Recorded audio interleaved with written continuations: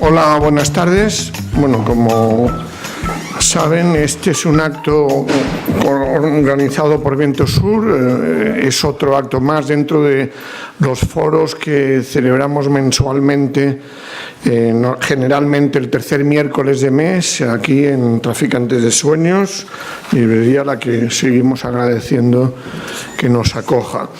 En esta ocasión vamos a hablar sobre América Latina, ofensiva neoliberal y golpe de Estado. Y para ello contamos con la presencia aquí, desde aquel lado hasta aquí, con Roberto Montoya, que es escritor y periodista y miembro del Consejo Asesor de Viento Sur, con Maureen Zelaya, que es activista centroamericana, salvadoreña y militante de anticapitalistas, con Marcos Reutemann, que es profesor de Sociología de la Complutense, conocido por sus trabajos sobre América Latina y que acaba de publicar un libro que se titula Por la razón o la fuerza, historia y memoria de los golpes de Estado, dictaduras y resistencias en América Latina. Y con Dolores Albiac, que es una periodista veterana y especializada en política internacional y buena conocedora de América Latina. Bien, el procedimiento que seguimos siempre aquí son intervenciones de 15 minutos, luego coloquio, debate abierto, con pleno respeto a las distintas intervenciones. No hay aplausos, solo al final de la sesión, para que el debate sea tranquilo y no haya espíritu competitivo en ese sentido, ¿no? Así que, bien, sí, como tenemos que acabar a las 9 menos 5, porque a las 9 dejan de trabajar, o tienen derecho a dejar de trabajar en esta librería los compañeros y compañeras, pues ya vamos a empezar. Empezaremos con Roberto Montoya. Así que adelante.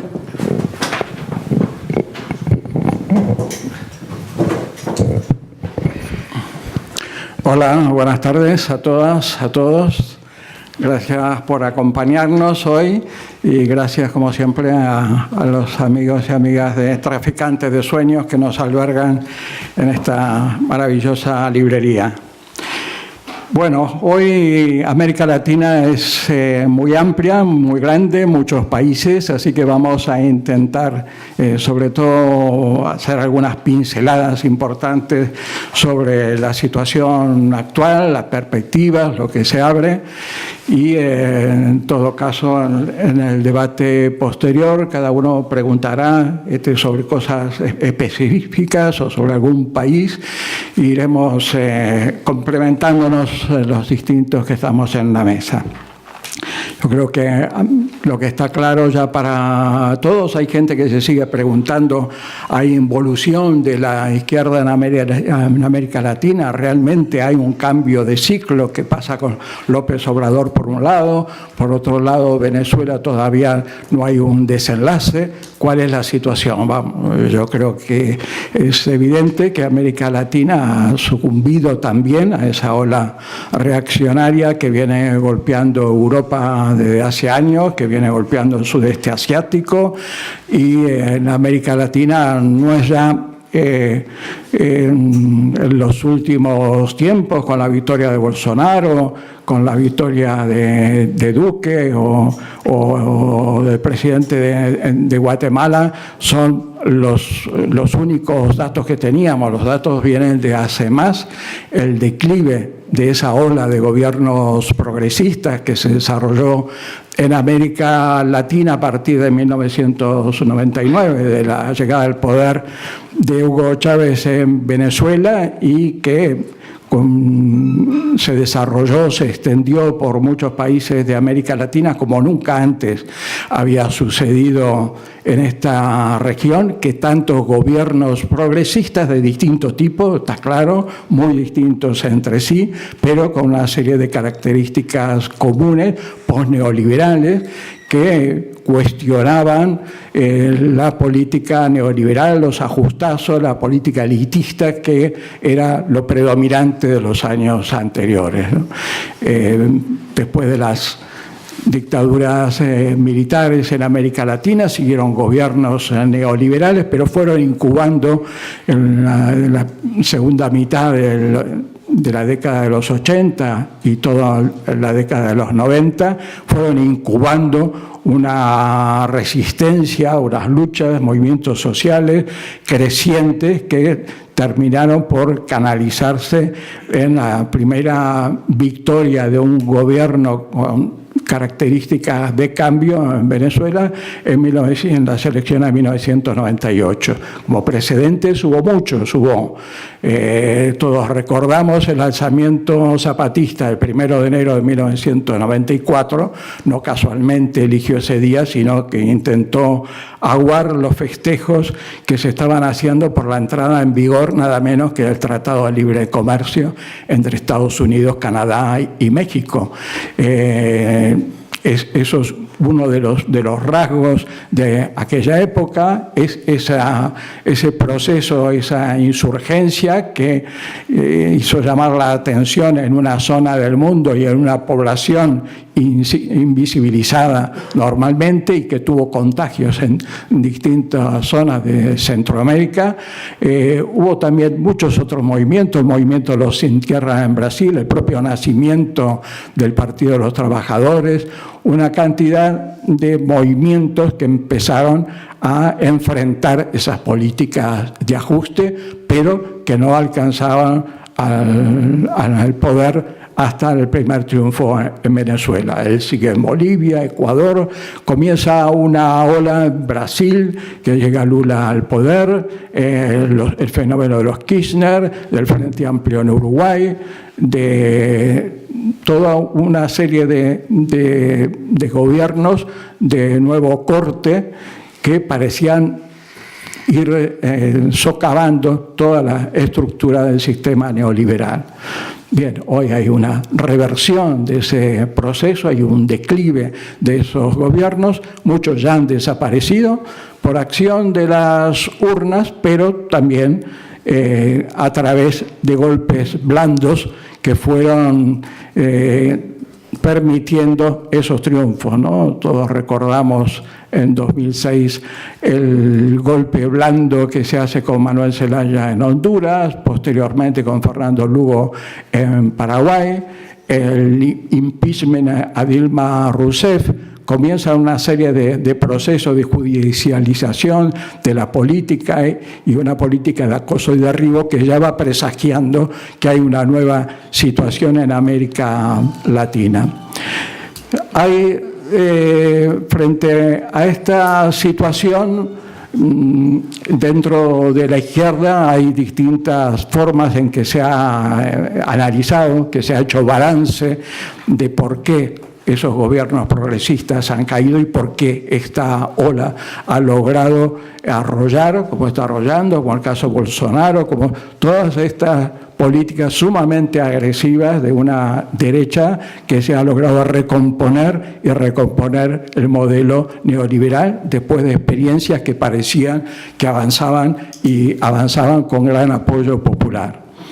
Creo que en esto hay que ver distintos factores que han influido en esto. Por una parte, está claro que la crisis financiera mundial, a partir de 2008 golpea duramente, con retraso con respecto a los países desarrollados, pero que golpea duramente a estos países y los golpea en gran medida porque son países que no lograron desarrollar un sistema productivo alternativo, siguieron siendo países extractivistas, rentistas, dependientes totalmente de sus exportaciones, y en la época del boom de las exportaciones lograron con esos ingresos hacer una mejor distribución de la riqueza de la que existía anteriormente.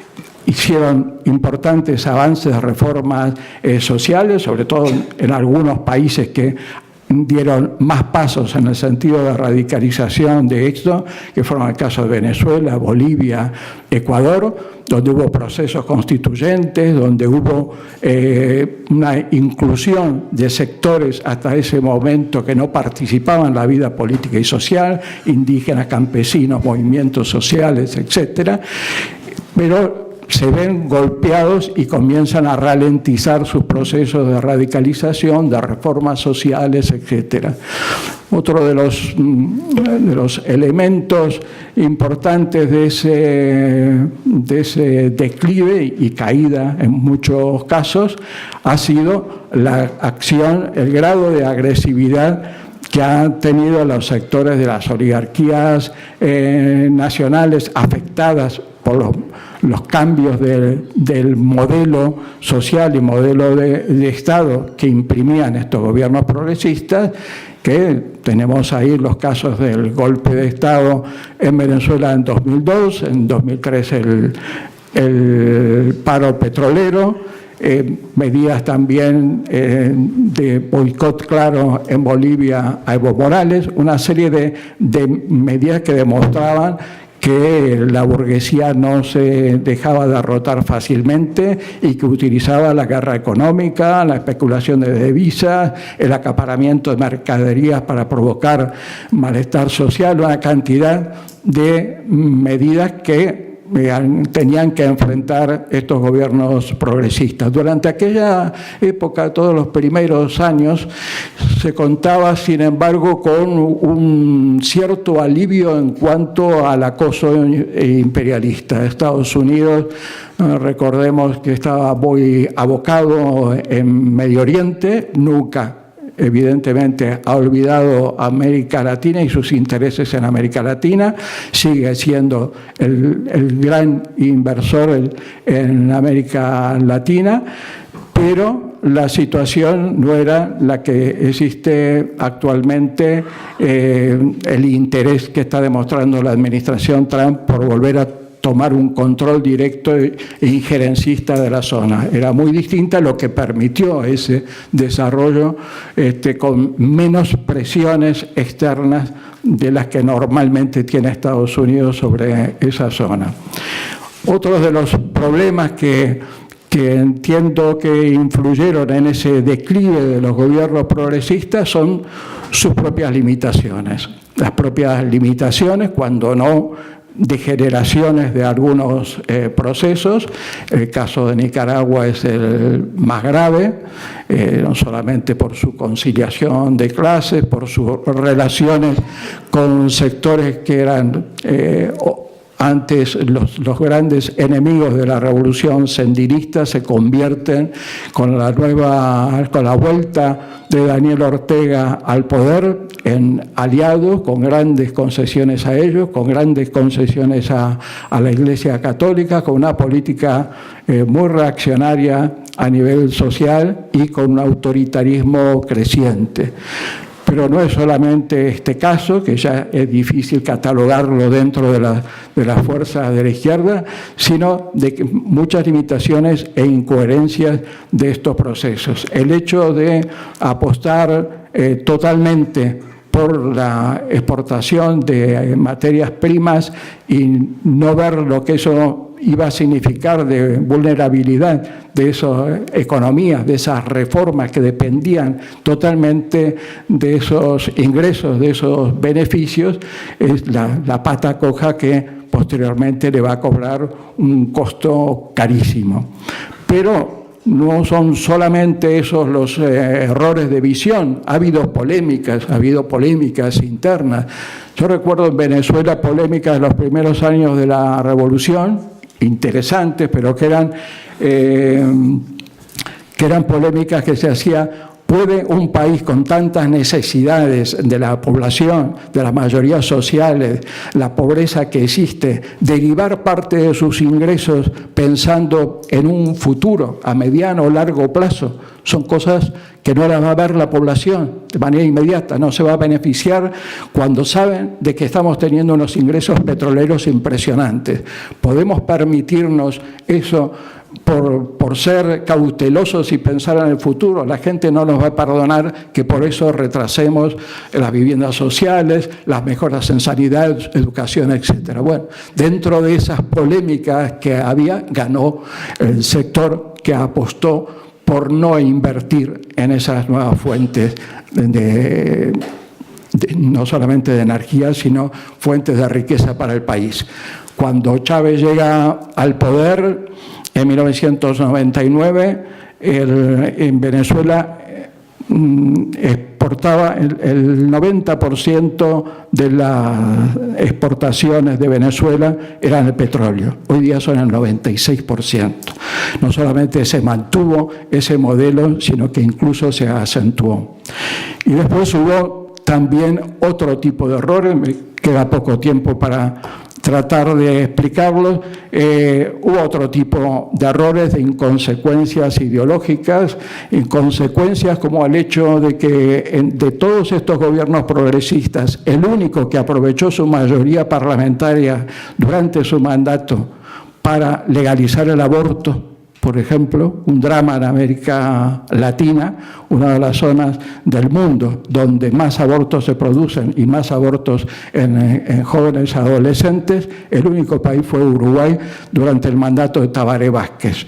En lugares como El Salvador, con mandatos con gobiernos del Frente Farabundo Martí, la antigua guerrilla salvadoreña, es uno de los países donde está más castigado el aborto, y una mujer puede ir años y años a la cárcel por ello.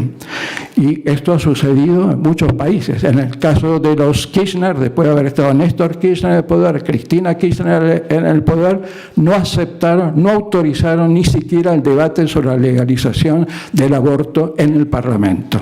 Y ha sido, paradójicamente, el año pasado, durante el gobierno de Macri, cuando permite que se debata. Y en la Cámara de Diputados fue aprobado, fue rechazado en el Senado, se volverá a discutir, y lo curioso es de que del sector kirchnerista del Frente por la Victoria, algunos parlamentarios votaban a favor, otros en contra, pero también en las filas de Macri. El partido de Macri, algunos votaban a favor y otros en contra. Es decir, no toda la burguesía neoliberal que ha vuelto a aterrizar en América Latina tiene las características de Bolsonaro o los regímenes más duros, más ultra, más fundamentalistas, sino que algunos juegan a una línea más liberal. Pero digamos que son muchos los factores que han influido en esta caída de los gobiernos progresistas.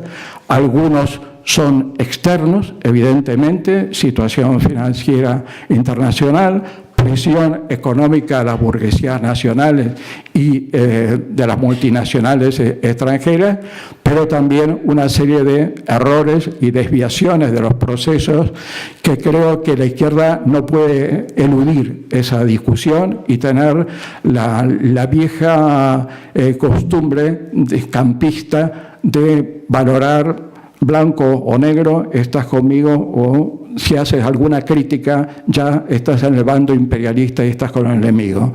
Y eso ha costado muy caro en América Latina a toda la izquierda durante la época en que la Unión Soviética invadía países y un sector de la izquierda decía que no se podía criticar porque era hacerle el juego al imperialismo en plena Guerra Fría, y eso sigue sucediendo desgraciadamente en muchos de que no permiten que se pueda hacer crítica ni al proceso venezolano, ni a Evo Morales, ni a los Kirchner, etcétera, porque debilitamos el Frente Popular. Bueno, a ver si en otra intervención me puedo centrar un poco más en el caso venezolano. Gracias. Gracias, Roberto. A continuación, Dolores Albiach. Hola, buenas tardes. Bueno, yo debido al título de la conferencia voy a empezar por la cosa general de los golpes de Estado y la ofensiva neoliberal. aclaremos que en Latinoamérica tienen tanta experiencia de golpes de Estado que es clarísimo lo que es un golpe de Estado y lo que no es. Movilización de las unidades de parte o de todo el ejército para interrumpir el proceso político. Punto. Aislamiento del país, secuestro de las autoridades o neutralización de las autoridades. Es lo que pasó en Honduras en 2009. No fue un golpe blando exactamente. Se tomaron hasta los medios de comunicación en los aeropuertos y fueron movilizadas las unidades de reacción inmediata y el presidente secuestrado. En realidad fue algo relativamente excepcional dentro de que a comienzos de los 80 los Estados Unidos recomendaron, incluso condicionaron y hasta amenazaron a fuerzas armadas que intentaban o querían utilizar esa vieja fórmula del golpe de Estado. Nos lo explicó a varios periodistas un general guatemalteco en medio de un golpe de Estado. Su cuartel era el de las fuerzas de reacción inmediata de la acorazada que sería aquí, el cuartel vacío, él llega en helicóptero, los tanques están en Guatemala ciudad y él nos explica que no hay ningún golpe, porque eso ya no se lleva. Era un señor que, ojo, no son esos militares que tenemos en la cabeza. Leía el New York Times todas las mañanas en inglés. Y, por supuesto, tendría inversiones en la Bolsa de Nueva York. Entonces nos explicó, ya fuera de micrófonos, que eso ya estaba imposible por el condicionamiento de Estados Unidos, pero que ellos no renunciaban, y no solo en su país, Guatemala, sino en otros, a mostrar su poder de veto frente a las autoridades civiles cuando alguna política les afectaba. Concretamente en esa época, comienzos de los 80, algunos países todavía no habían salido de la guerra civil, como es el caso de El Salvador, o de la guerra relativamente internacional de Nicaragua. Otros sí, pero bueno, estaba esa pugna entre el poder civil y militar, y entonces eso lo llamó él mismo golpe sin golpe.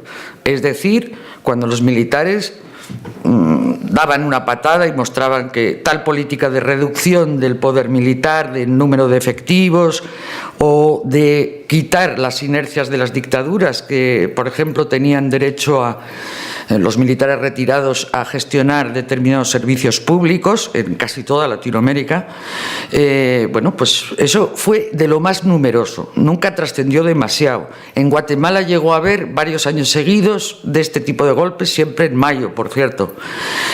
El siguiente modelo, aparte del clásico y del golpe sin golpe, está el autogolpe.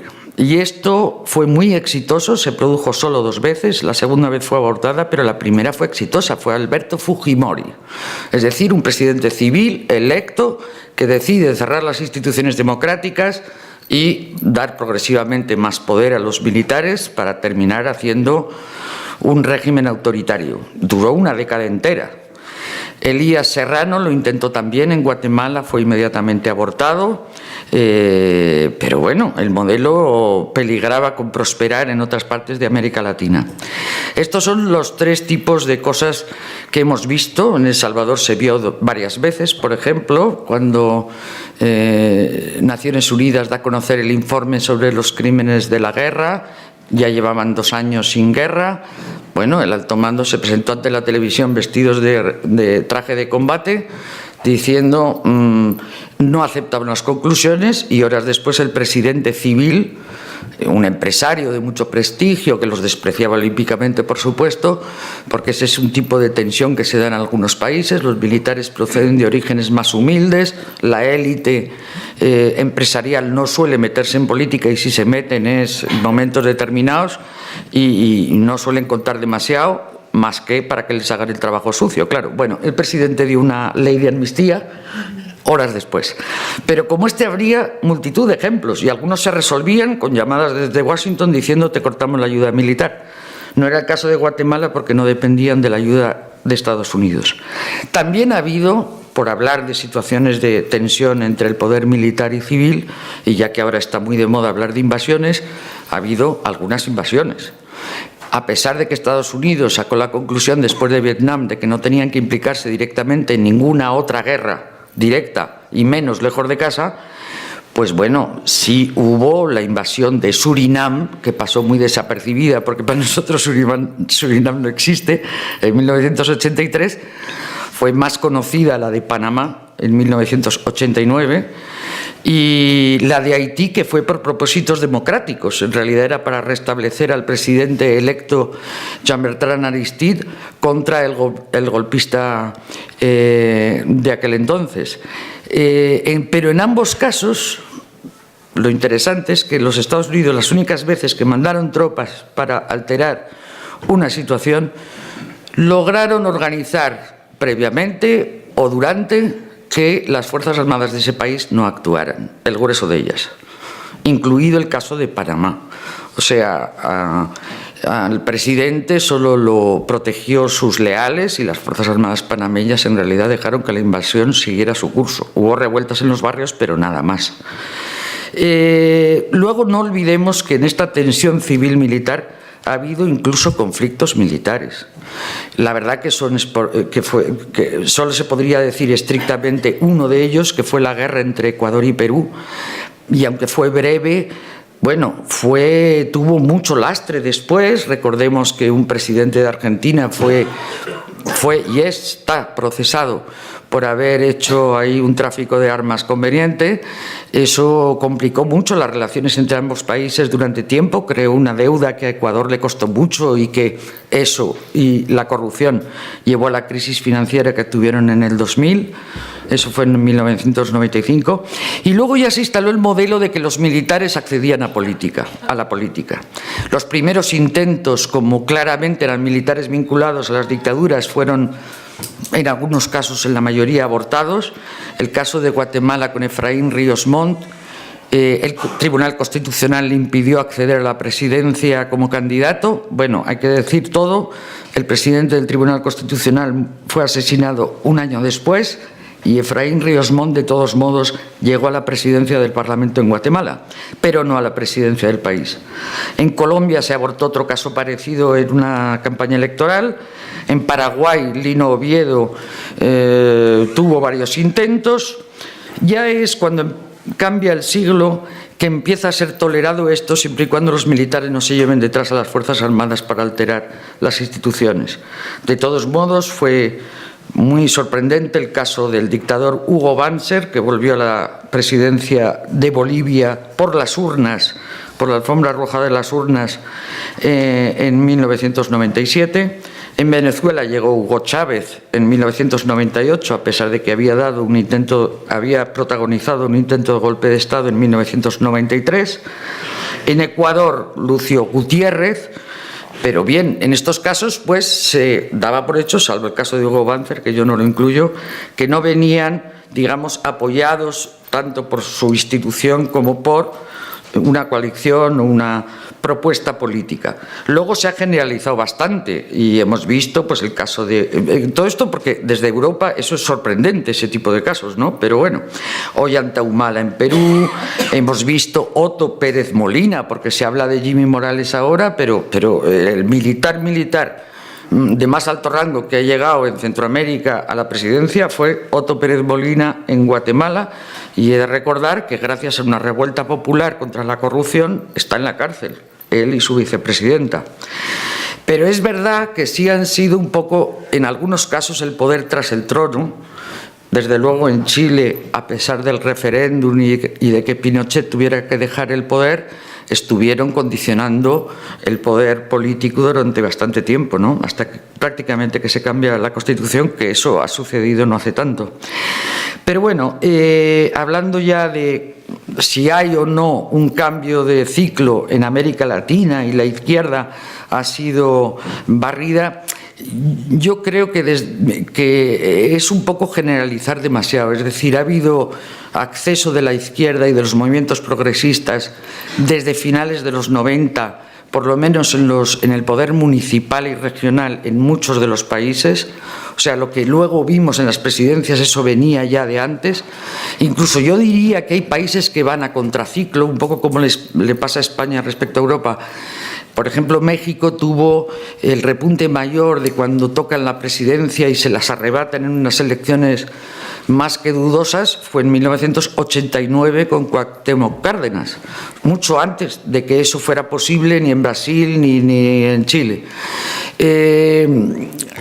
en México incluso, en realidad su primera primavera es cuando logran desplazar del poder al por 70 años partido único el PRI en el 2000 y se forma ese gobierno casi de concertación nacional de Vicente Fox.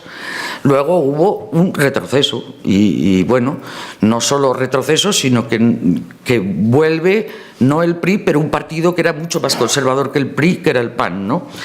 Entonces yo creo que los ciclos de algunos países no van al mismo tiempo, que quizás aquí percibimos como una oleada de la llegada de la izquierda porque los grandes países, por fin, la izquierda perseguida llegaba al Ejecutivo, caso de Brasil con Lula, caso de Chile, después de tantos años de concertación, al final por fin tenían un presidente de izquierdas del Partido Socialista, cosa que no había sido posible antes con toda esa presión que ejercía todavía las Fuerzas Armadas, aunque hubiera democracia. Pero yo no haría una generalización. Es decir, yo, por ejemplo, dudosamente calificaría, sí de progresistas, pero no tanto de izquierdas, la corriente del kirchnerismo en Argentina, ¿no? Por ejemplo.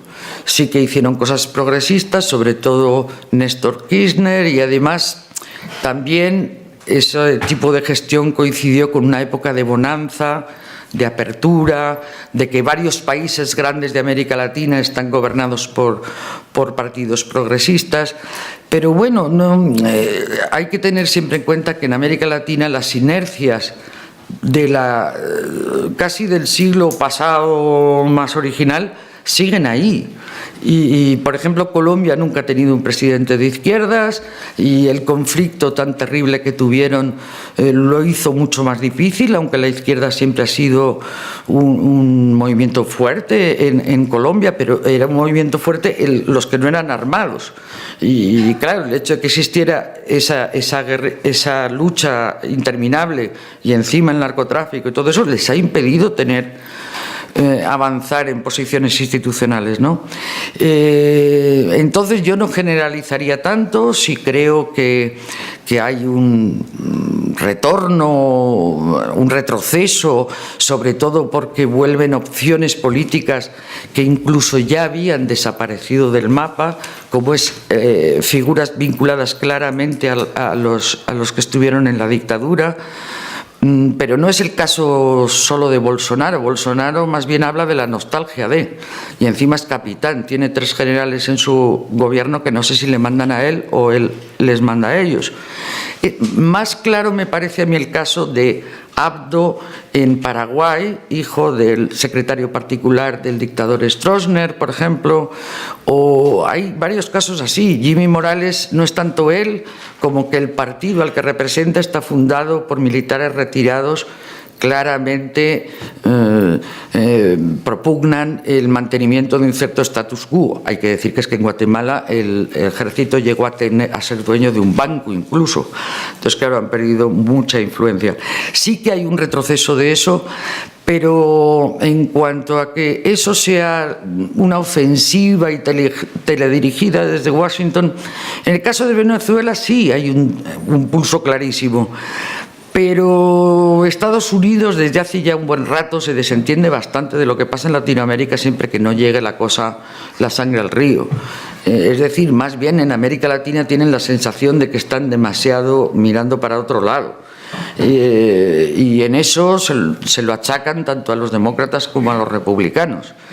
Y bueno, yo creo que Trump ha elegido Venezuela para despistar la atención de otras cosas, pero hasta ahora no había mostrado ni un solo interés por América Latina, ni siquiera se presentó a la cumbre que organiza Estados Unidos cada cierto tiempo con los latinoamericanos. A última hora decidió ni asistir. Yo creo que responde más a asuntos internos de Estados Unidos, pero también un cierto pulso, es decir, pero no tanto con Rusia o con el chavismo como con China. Y me quedo ahí. Gracias. Gracias, Lola. Bueno, a continuación, Marcos Reutemann. Vale. Bien. Primero quería agradecer a Viento Sur la invitación que me ha realizado a estar en la mesa desde luego a la librería Traficantes de Sueños, no por ceder el espacio, y no quiero dejar de mencionar a Roberto Montoya, periodista, amigo, y quien fue el que me hizo la invitación, y desde luego al director de Viento Sur, también Jaime Pastor, ¿no? Ya por todos conocidos en el ámbito, ¿no?, tanto de la lucha política como en lo que significa también la construcción de una alternativa anticapitalista. Por lo tanto, agradezco la invitación. Bien, a mí me habían dicho que hablara un poco, el tema neoliberalismo y golpes de Estado, ¿no? Pero yo quería plantear, y sobre todo por algunas cosas, me gusta iniciar, sobre todo si eso voy a hacer una cita que algunos ya conocen, que la hago habitualmente, pero es para explicar lo que significa un golpe de Estado en términos de sus objetivos, y después diré quién la dice. Dice: Pinochet realizó una transformación, sobre todo en la economía chilena, la más importante que ha habido en este siglo. Tuvo el mérito de anticiparse al proceso de globalización que ocurrió una década después, el cual están tratando de encaramarse todos los países del mundo: privatizar, descentralizar, desregular, etc. Esa es una contribución histórica que va a perdurar por muchas décadas en Chile, y que quienes fuimos críticos con algunos aspectos de ese proceso en su momento, hoy lo reconocemos como un proceso de importancia histórica para Chile. Y aquí viene lo más destacable, que ha terminado siendo aceptado prácticamente por todos los sectores. Además, ha pasado el test de lo que significa hacer historia, pues terminó cambiando el modo de vida de todos los chilenos, para bien, no para mal. Eso es lo que yo creo, y eso sitúa a Pinochet en la historia de Chile en un alto lugar. Bien, esta frase ha sido pronunciada en 2001, es decir, estamos hablando de un proceso en el cual obviamente la situación de Pinochet ya había pasado por estar siendo detenido en Londres por crímenes de lesa humanidad, y por tanto quien estaba refiriéndose en ese contexto conocía ya un proceso en el cual obviamente esas declaraciones tenían un peso mucho mayor. No era lo mismo que decirla en el referéndum del 88 o plantearlo incluso en el 96 o 97, sino que ya había incluso una sentencia jurídica desde el punto de vista de crímenes de lesa humanidad. Lo único que salvó a Pinochet fue un hecho, ¿no?, político, porque en el ámbito jurídico se había perdido, es decir, estaba ya condenado. Lo que en definitiva impidió la extradición fue, recuerden ustedes, un informe médico, ¿no?, que dado por Jock Straub en Londres impedía y decía que en las condiciones no podía hacerlo. Bien, esta frase la pronuncia el vicepresidente del gobierno de Michelle Bachelet. Es decir, no la pronuncia gobierno supuestamente socialista, ¿no?, de Michelle Bachelet, vicepresidente de Chile, que cuando la presidenta no está, ejerce como presidente. Bien, eso tiene dos elementos. Uno, desde el punto de vista del concepto de lo que es un golpe de Estado, cuando está señalando que cambió la vida de todos los chilenos, es que es un golpe revolucionario. Revolucionario en tanto de que si hablamos del neoliberalismo, reforma, construye y articula una nueva condición del pensar y del actuar en el ámbito de un nuevo proyecto de refundación del orden.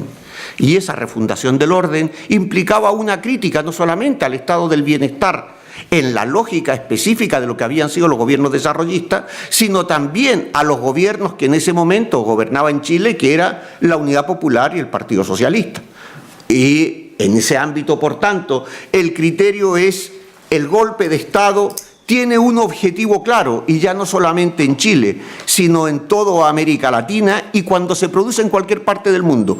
El objetivo es romper el orden constitucional. Ese es el fin de un golpe de Estado, romper el orden constitucional. La pregunta que uno se puede hacer es ¿qué dispositivos se utilizan para romper el orden constitucional en el ámbito de los procesos de transformación política y, por tanto, de las estructuras sociales y de dominación en América Latina? Esa es la pregunta a hacerse. En definitiva, hay un gran mito, el mito de que los golpes de Estado son solamente militares y no son cívico-militares. Los golpes de Estado es una unidad estratégica entre lo civil y lo militar. Lo que ha cambiado desde la perspectiva de la Guerra Fría ahora es el papel protagonista o no de las Fuerzas Armadas como actor prevaleciente, hegemónico, que posteriormente termina teniendo el poder formal. En definitiva, por tanto, lo que ha cambiado no es que las Fuerzas Armadas no actúen, sino que a partir del fin, entre comillas, ¿no?, de la Guerra Fría, recuerden que tenemos 15 minutos, voy a ser muy breve en ese ámbito, por lo tanto, a partir del fin de la supuesta Guerra Fría, evidentemente los golpes de Estado, con la caída además del muro de Berlín y con la caída de la Unión Soviética y de los países del Este, no había un enemigo enfrente. Sin un enemigo enfrente, la necesidad de los golpes de Estado, incluso del mantenimiento de las Fuerzas Armadas en el bloque hegemónico de lo que es el capitalismo dependiente en América Latina, no hacían falta. Los militares podían volver a los cuarteles porque la transformación estaba hecha. Lo que cambiaba era la seguridad hemisférica del continente en términos de la perspectiva de los Estados Unidos, es decir, qué papel asignaba Estados Unidos a América Latina en la seguridad estratégica de Occidente. Señalar, como señala ahora Trump, que Brasil va a entrar a la OTAN y que tiene un punto de referencia, hay que entender también las bases militares. Yo no estoy tan de acuerdo, y es lo único que voy a decir, que Estados Unidos no está presente.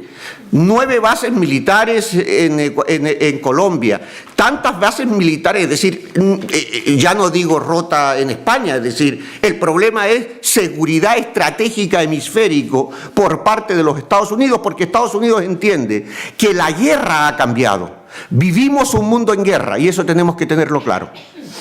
El concepto de guerra ya no es una guerra donde el enemigo aparece en un campo de batalla única, que es el campo de batalla de lo militar. Bien señala un general de las Fuerzas Armadas norteamericanas a llamar el nuevo tipo de guerra como una guerra que también utiliza el concepto de Sun Tzu de someter al enemigo sin librar batalla alguna. He ahí la cumbre del saber hacer, señala. Pero ahora esto es lo que dice el coronel miembro del Consejo de Seguridad de los Estados Unidos. Dice, una guerra que se esfuerza en controlar o modelar el comportamiento, fíjense, del organismo enemigo, pero sin destruir los organismos. Y esto se logra buscando influir incluso hasta qué punto de regular la conciencia, las percepciones y la voluntad de liderazgo del adversario, el sistema neocortical del enemigo. Asistimos a una guerra del neocórtex, a una guerra que vincula absolutamente no el cuerpo, no estamos en la biopolítica, sino en la psicopolítica. Los elementos que construyen la posibilidad de articular un nuevo orden donde la guerra se desplaza en todos los elementos. Es decir, el enemigo ya no es el partido, el enemigo ya no es el comunismo en abstracto, el enemigo es la población, el enemigo es la ciudadanía. Riquet, que es, entre otras cosas, un general también, ¿no?, en este caso francés, Riquet, señala, la nueva guerra, que incluye la guerra subversiva, compromete a un conjunto de acciones de todo tipo, políticas, económicas, psicológicas y armadas, que pretenden la toma del poder y el reemplazo del sistema establecido por otro. En la guerra moderna es mucho más difícil definir al enemigo. Ninguna frontera material separa los dos campos. El límite entre los amigos y los enemigos atraviesa el seno mismo de la nación, de un mismo pueblo, en ocasiones de una misma familia. Con frecuencia es una frontera ideológica inmaterial, que sin embargo debe estar fijada de forma imperativa, si queremos alcanzar y vencer con seguridad a nuestro adversario y enemigo. Bien, esa es la guerra que vivimos hoy en el siglo XXI. Pero para eso hay que crear un escenario distinto, el escenario de un debate donde estos factores de control del neurocórtex y además de las concepciones de los golpes de Estado cambien. Los dispositivos implican que hoy estamos ante una guerra total que se construye en América Latina no en función de una crítica a los gobiernos progresistas exclusivamente. Recuerden que los gobiernos progresistas, a diferencia de gobiernos de izquierda, ¿no?, se generaron y tenían como objetivo a articular un mayor grado de consumo de la población. No hicieron transformaciones estructurales del orden del capitalismo. No cambiaron las estructuras de dominación en el ámbito de lo que significaba transformar el Estado y transformar los objetivos mismos de la sociedad. Lo que se hizo fue incorporar a más gente en términos de un proceso de distribución sobre la base del consumo. Es lo que hizo Néstor Kirchner, es lo que hizo fundamentalmente Lula, es lo que hizo Rousseff, en definitiva, salvo en el caso de Venezuela, donde obviamente la transformación de estructuras y del orden político implicó no una reforma constitucional, sino un proyecto y un proceso constituyente. Lo mismo que pasó en Ecuador y lo mismo que pasó en Bolivia, son los únicos 3 países donde se ha intentado cambiar el concepto de nación, el concepto de ciudadanía política y por tanto de articular un nuevo proyecto organizado sobre el bien vivir, el summa causae, etcétera, etcétera, etcétera. Voy rápido. Por lo tanto, hoy lo que asistimos es a golpes de Estado que constituyen un factor de una guerra. Es decir, el golpe de Estado no está ajeno a una concepción nueva de la guerra total, la guerra global, la guerra frente a la ciudadanía. Y ahí aparece la guerra ideológica. La guerra contra las ideas, pero ya te lo están diciendo, es una guerra para paralizar la conciencia, para destruir el elemento de articulación que lo que haga es destruir la manera de pensar, pero no destruir al ser. Es decir, mantener la lógica de la dominación sobre la sumisión absoluta. Pero eso implica también, y aquí se ha dicho también, no hay golpes de Estado suaves. El problema es que hay una visualización de los golpes de Estado en términos de una violencia selectiva. La idea de que los golpes de Estado eran fundamentalmente con los bombardeos, por ejemplo, en la Casa Rosada en Argentina, ¿no?, con el primer Perón, lo que significó fundamentalmente 55-56, o el caso, por ejemplo, de Chile en el 73, ha pasado a la historia. Pero pasó a la historia, cuidado, uno de los elementos claves que tenían los golpes de Estado era el secreto. El concepto de secreto para que triunfe el golpe de Estado era un elemento fundamental. Sin secreto, ¿cómo se podía desestabilizar? Es cierto que uno podía entender que hay elementos, porque la gente no es tonta o no somos tontos, que en definitiva, en términos del análisis político y la tal, uno podía decir, en Chile se está viendo que hay no sé qué, en Venezuela no sé cuánto. Pero es que ahora el golpe no tiene secreto. Estados Unidos llama directamente al golpe. Es decir, cuando estamos hablando de las políticas, estamos hablando de un presidente autodefinido de Guaidó, ¿no?, en que dice, oiga, hay que sublevar a las Fuerzas Armadas. Y todos reconocen en ese ámbito a un presidente que no tiene ni territorio, ni tiene instituciones, ni tiene Estado. Y sin embargo se le reconoce en el ámbito, ¿no?, del derecho internacional. Lo mismo que pasó en España en el 36 con el golpe de Estado. 2 países muy democráticos en ese momento, ¿no?, Italia y Alemania, reconocieron el golpe franquista.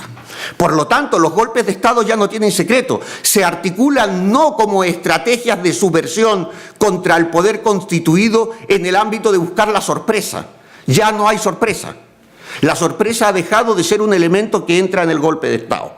Por lo tanto, los dispositivos que se utilizan son completamente diferentes. Por ejemplo, veamos ahora cómo se articula un golpe de Estado en América Latina. En la guerra total existen diferentes factores. Uno, una guerra asimétrica. Es decir, se cuenta con dispositivos distintos, articulados con formas diferentes y en ámbitos también completamente desregulados. Es decir, eso es la simetría, formas de elementos que aparecen en el golpe de Estado. Por eso uno dice, en el golpe de Estado aparecen elementos asimétricos, pero también aparece la guerra del golpe de Estado híbrida, es decir, no lineales, una guerra de golpe de Estado sin reglas. No hay reglas. El concepto de las reglas, ya hace 3 minutos, ¿no? Esas reglas no están.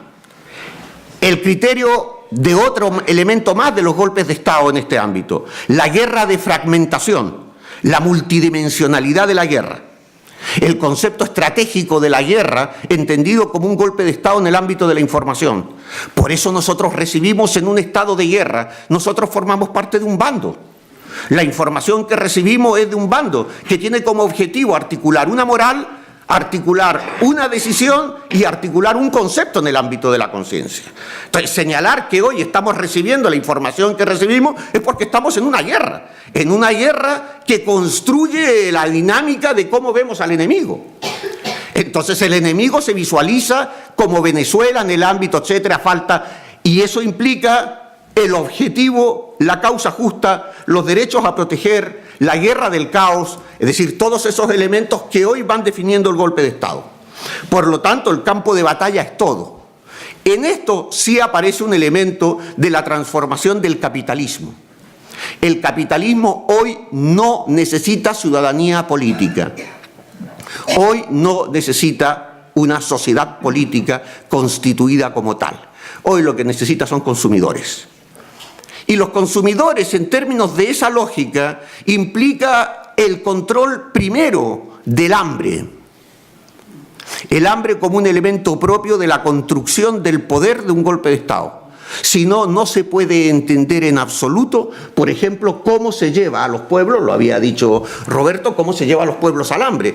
Desestabilización, pero mercado negro, falta de alimentos, falta, por ejemplo, de medicinas, y eso implica, y voy concluyendo, un factor que es propio de América Latina. Claro, desde el primer mundo no se ve o no se entiende. Los países de América Latina son países dependientes, cuya tecnología es dependiente fundamentalmente de Estados Unidos. Cuando se hace un proceso revolucionario, se nos empieza de cero, se empieza de menos 20. Tecnología militar norteamericana, alimentos norteamericanos, farmacias norteamericanas, coches norteamericanos, empresas norteamericanas, y es muy fácil ahogar, boicotear y bloquear un orden político. Eso es lo que intentó Venezuela, lo dejamos para el debate, es decir, abrir la puerta, porque evidentemente si no se abría a China o no se abría a otro, el criterio es que hoy ya Venezuela hubiese desaparecido. Claro, tenía la experiencia cubana detrás, y voy concluyendo. Por tanto, el concepto de guerra total en el ámbito de los golpes de Estado es que los golpes de Estado nunca desaparecieron del horizonte.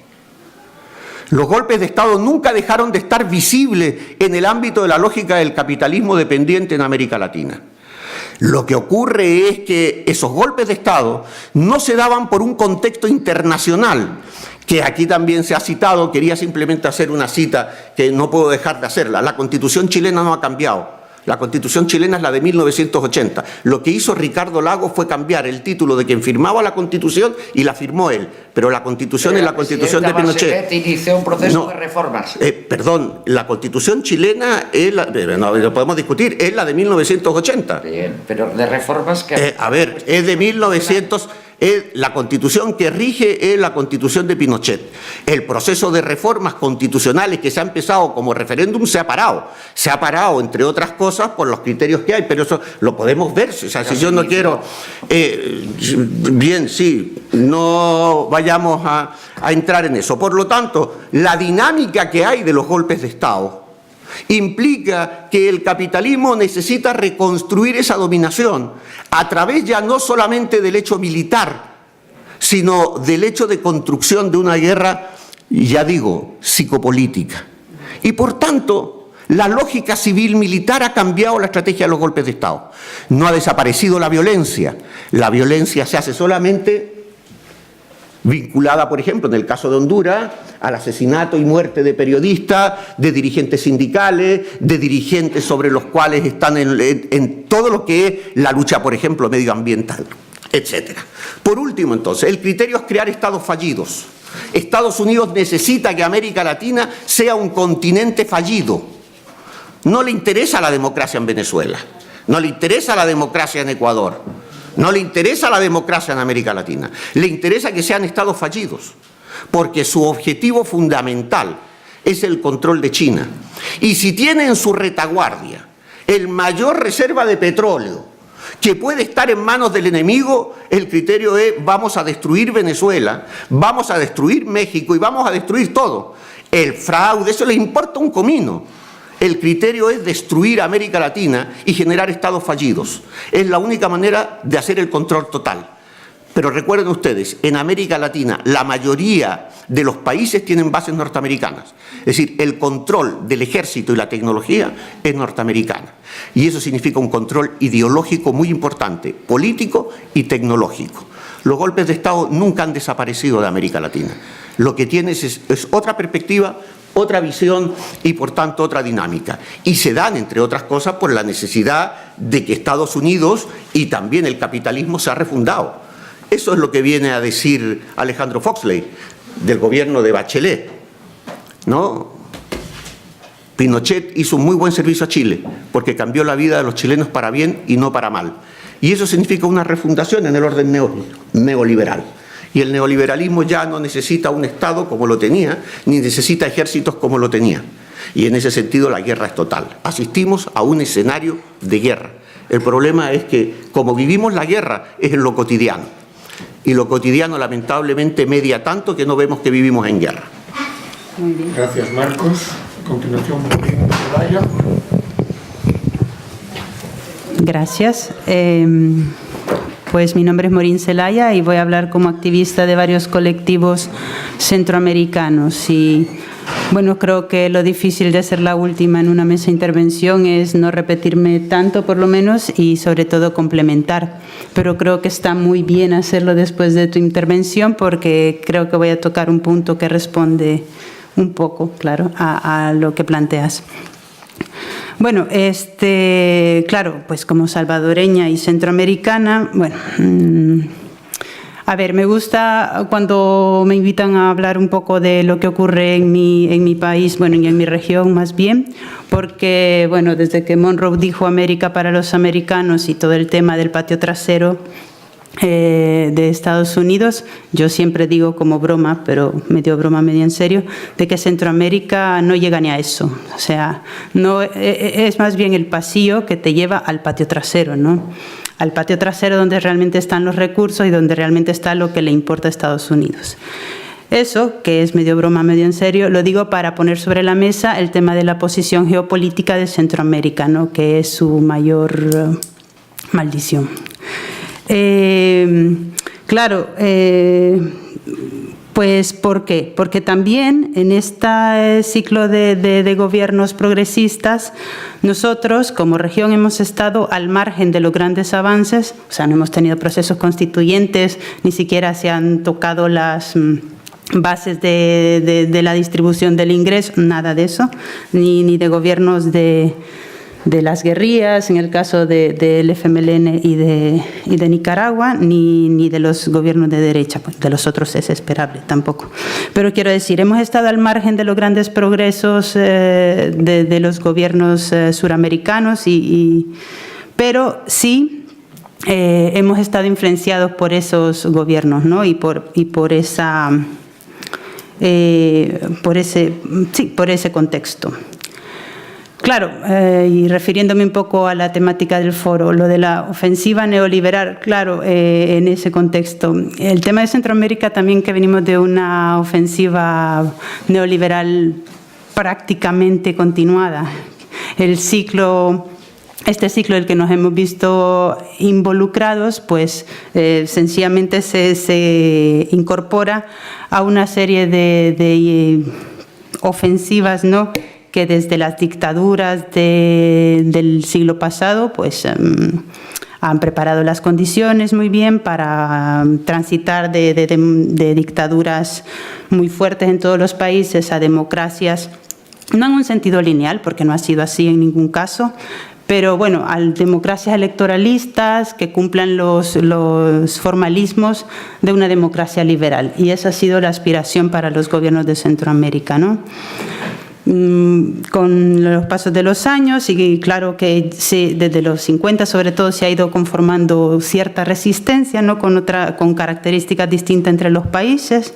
Digamos que en El Salvador, Nicaragua y Guatemala pues ha tenido unos tintes más revolucionarios, en el sentido de romper, de querer aspiraciones revolucionarias que quieren romper con esos sistemas. En Honduras y Costa Rica, pues esa resistencia y esa movilización popular generaron en ciertas reformas que apaciguaron los fuegos, ¿no?, que habían levantado toda esa movilización.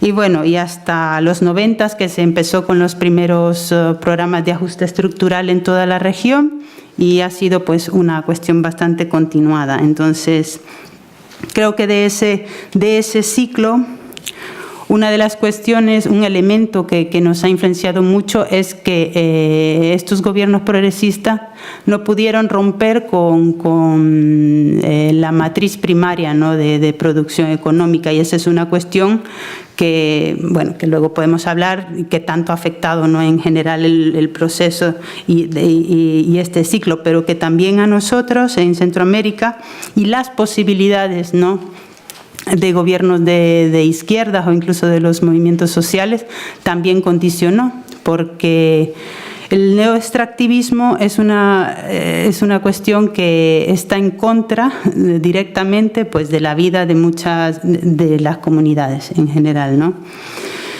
Y con esto, por ejemplo, quiero traer que ya lo han comentado un poco, quiero traer aquí a Honduras. Es decir, Honduras es importantísimo, es muy importante como ejemplo y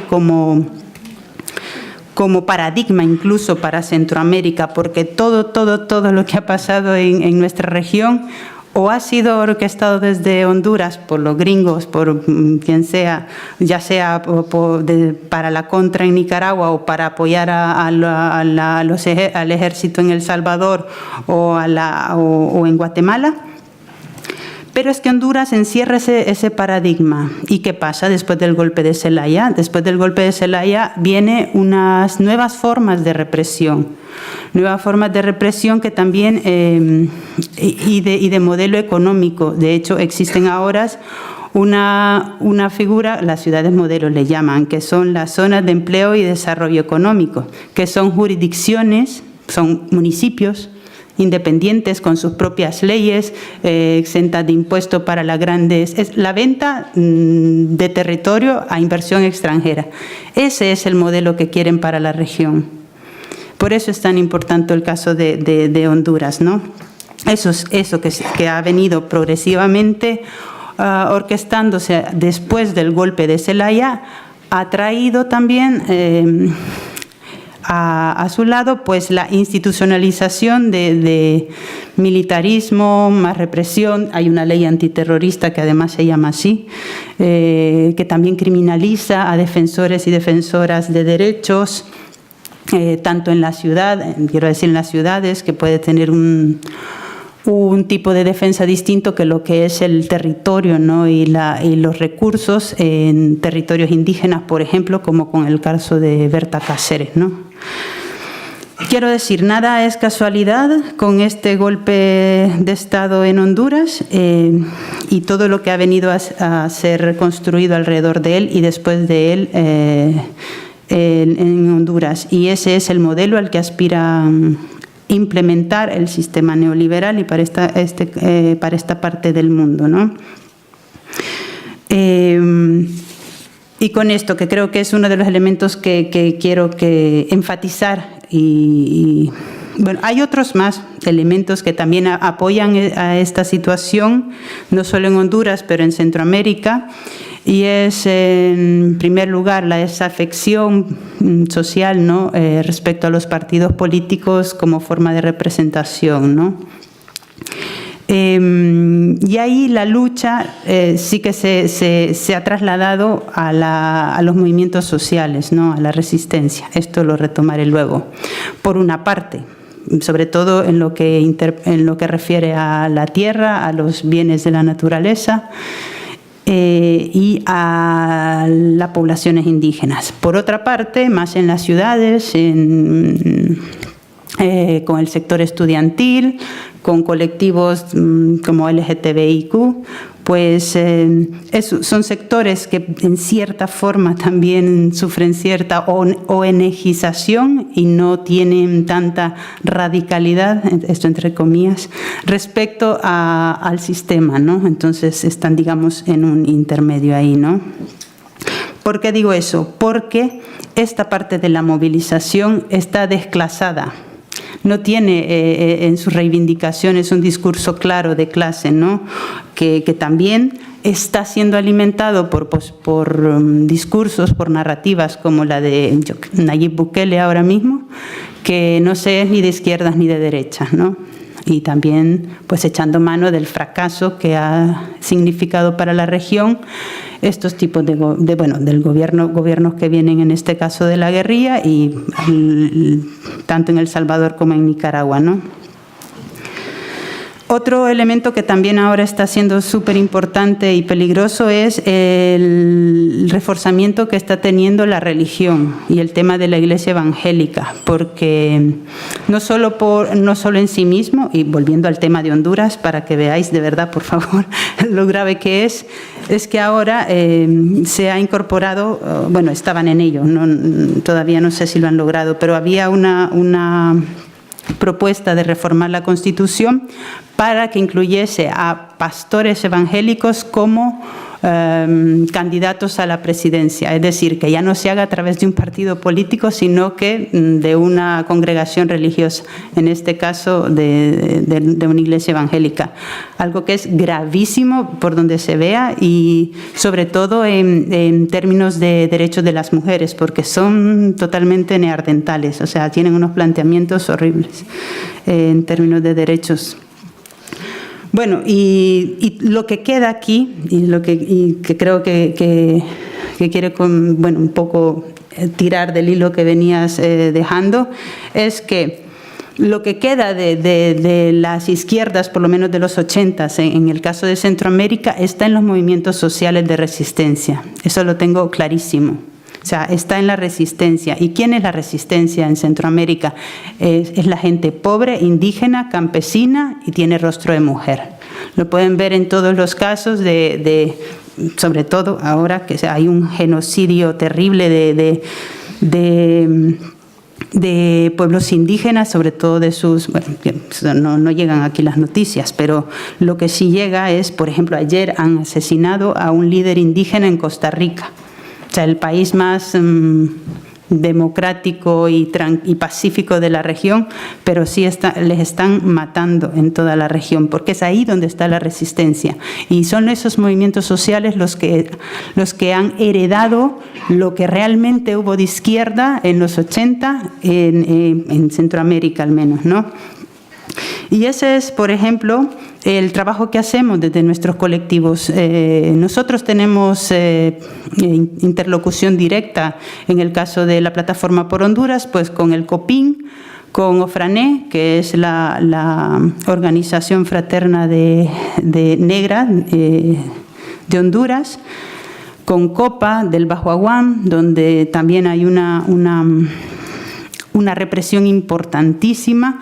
El Bajo Aguán está ubicado en una zona donde están estas ciudades modelos que les he comentado antes, y por eso la importancia de visibilizar ya no solo lo que está pasando ahí, sino lo que significa eso para la región, porque, y en el caso de la articulación de movimientos sociales y de la sociedad civil de Nicaragua, pues les estamos acompañando en la denuncia del régimen y todas las violaciones de derechos humanos que los Ortega Murillo vienen haciendo, desde más de 10 años, pero desde el abril para acá, ¿no? Con las compañeras y compañeros que suma y crece la cantidad de nicaragüenses aquí en el Estado español, siempre denunciando pues todas estas vejaciones. De hecho, el sábado pasado, no sé si lo sabéis, pero reiniciado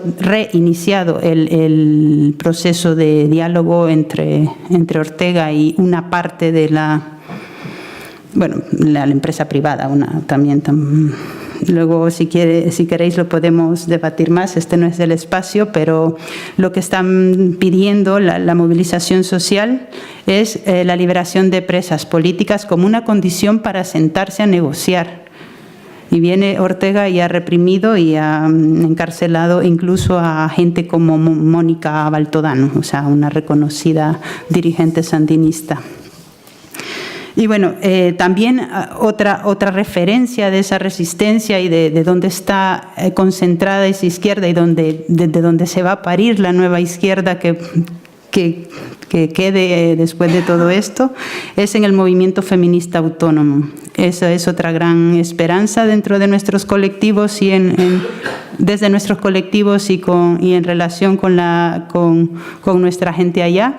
Es la misma gente que ha resistido años de sandinismo de Ortega, años de represión de gobiernos de izquierda y de derecha en El Salvador, años de olvido, y sigue resistiendo y sigue denunciando todas las barbaridades de que una mujer en El Salvador pueda estar hasta 30 años en la cárcel por un aborto espontáneo. En ningún momento la izquierda, y eso es algo que nosotras también decimos, en ningún momento la izquierda internacional, la izquierda europea ha sido crítica ni con el FMLN ni con Ortega en estas situaciones. Y nosotras decimos, estamos luchando porque estamos resistiendo, y ese es el día a día de lo que está pasando ahí. Y como resistimos, estamos construyendo desde ahí la izquierda que sobrevivirá y que después de que todo esto termine. Entonces, lo que desde aquí finalmente estamos haciendo es también sumar a esa presión, ¿no? Y desenmascarar un poco lo que está pasando e interpelar sobre todo a esa izquierda menos crítica y traidora al final, ¿no?, de lo que es la lucha de los pueblos centroamericanos. Nada más. Muchas gracias. Bueno, ahora tenemos... Déjame que no sé qué pasa. ¿Sí? Sí. A ver si apagamos esta, a lo mejor funciona.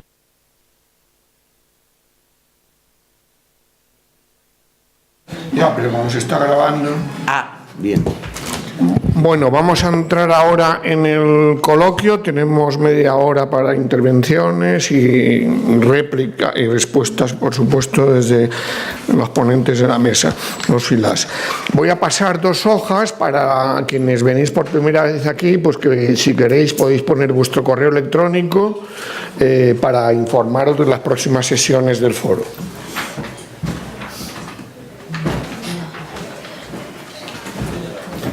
Bien, pues a ver si esto funciona.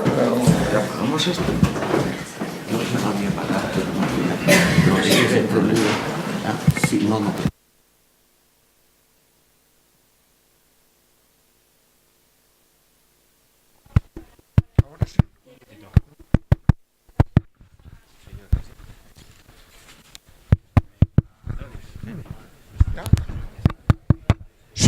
Sí. Vale, ¿palabras?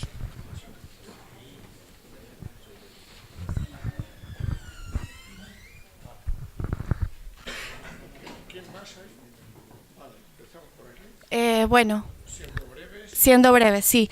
Me presento brevemente, soy estudiante de la Complutense, estudio periodismo, soy venezolana, agradecida por todos, me ha gustado muchísimo. Tengo una pregunta concreta, me llama la atención el debate porque lo he escuchado ya anteriormente, ¿no?, sobre realmente si Estados Unidos ha dejado en algún momento de mirar o de presionar hacia Latinoamérica, ¿no? Y por eso quiero hacer una pregunta concreta hacia la profesora periodista Dolores. ¿Cuáles son los motivos para, o las razones, los hechos concretos para defender o para posicionarte en este argumento de que Estados Unidos pues ha abandonado, ¿no?, o abandonó por un tiempo la mirada hacia Latinoamérica? Simplemente eso. Gracias. Por aquí. Hola, agradeceros tener una información diferente a los medios de comunicación de masas ideológicos que nos bombardean sobre, o poquito probablemente, sobre Latinoamérica. 3 cosas rápidas. Uno, enlazando con Marcos. Cuando Guaidó se autoproclama presidente, estaba leyendo la doctrina del shock de Naomi Klein, supongo que lo conocéis, recorrido por Latinoamérica, y reflexionó para adentro que el capitalismo y el imperialismo no dejan que emerja nada que pueda cambiar de ninguna forma. Os preguntaría si creéis que ante mi frustración, mi cabreo, si hay alguna salida hacia adelante. La segunda tiene que ver con los medios de comunicación en el Estado español. Es complejo encontrar información cuando ocurren cosas, cuando ocurren determinadas, no sé, al estilo de como existían los 90, Indymedia. Es decir, siempre la contestación es que cuesta mucho dinero, pero yo creo que hoy se podría articular desde el Estado español mucha más información hacia Latinoamérica. Y la tercera tiene que ver un poco con los movimientos sociales de aquí, es decir, hecho en falta jornadas ya que hay cantidad de personas vinculadas a Latinoamérica que se han tenido que exiliar o que se han tenido que han sido reprimidas, hecho en falta, pues no sé, lo último dado el movimiento zapatista tuvo influencia importantísima sobre los movimientos sociales en el Estado español, lo último que se ha hecho a nivel sobre Latinoamérica fue el Foro Social Transatlántico en el año 2002. Ha habido mucho tiempo para, no sé, como hay una desidia o algo que impide que haya jornadas de este tipo. Nada más. Gracias. Hola, muchas gracias a todos por haber dado esta charla. Una pregunta, ¿cómo entendéis la influencia de la invasión en Libia en el contexto sudamericano, en un contexto en el cual el petróleo estaba al alza y después de la invasión descendió, destrozando los presupuestos generales de todos esos países? Esa invasión que en España fue votada a favor por todos los diputados que la votaron, excepto por 3, 2 se abstuvieron y 1 se negó a votar, que no voy a decir el nombre porque ya es difícil, que votó el PSOE, un partido que ahora se supone que representa a la izquierda porque es un partido, yo que sé, que se ha vuelto feminista de repente y ahora eso es la izquierda, cuando organizó una guerra terrible en Libia y cuando vemos que la única institución que sobrevive a esa guerra, la Corporación Nacional del Petróleo, tiene un portavoz que se llama Mustafa Sanaya, que es también portavoz a su vez de Repsol y de Eni, que son las 2 empresas que están pagando la reconstrucción de Libia, las que están extrayendo el petróleo de allí de una manera más económica de la que podemos obtener en el mercado internacional. Muchas gracias. ¿Alguna palabra más?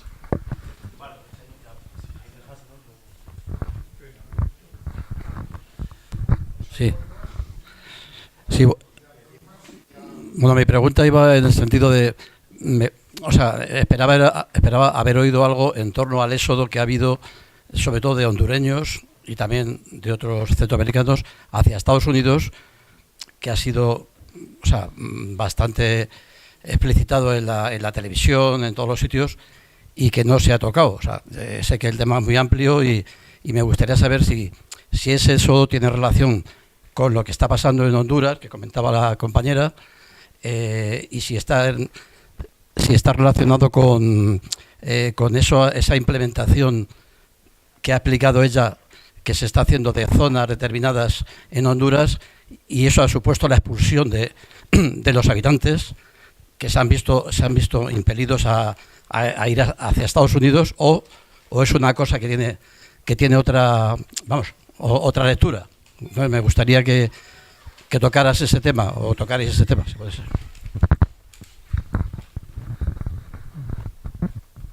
Sí, a mí me ha interesado mucho lo de la guerra psicológica y me ha interesado un poco conectarlo con los procesos que ocurren en la segunda mitad del siglo XX, ¿no? Todo lo que fue el proceso de modernización agraria, de revolución verde a través de los institutos de investigación agraria, bueno, es que es lo que yo trabajo y por eso como que tú llegas a algo pero vienes de algún punto, no llegan las cosas porque sí, y estás construyendo una mentalidad que, bueno, si ya nos remitimos a periodos mucho anteriores en Europa, se van construyendo los procesos de ir censando a la población, cómo vas llevando determinados procesos en el siglo XVI y llevas construyendo una manera de mirar, que es la que va a influenciar en todos estos procesos y seguramente ahora mismo estamos culminando ese proceso. Y por otro lado también me gustaría preguntarme qué es lo que nosotros aquí aprendemos de los procesos latinoamericanos que han sido progresistas pero han terminado de transformar la realidad de allí porque al final se han quedado a medias, ¿no? De alguna manera. Y de ahí, ¿qué es lo que podemos sacar?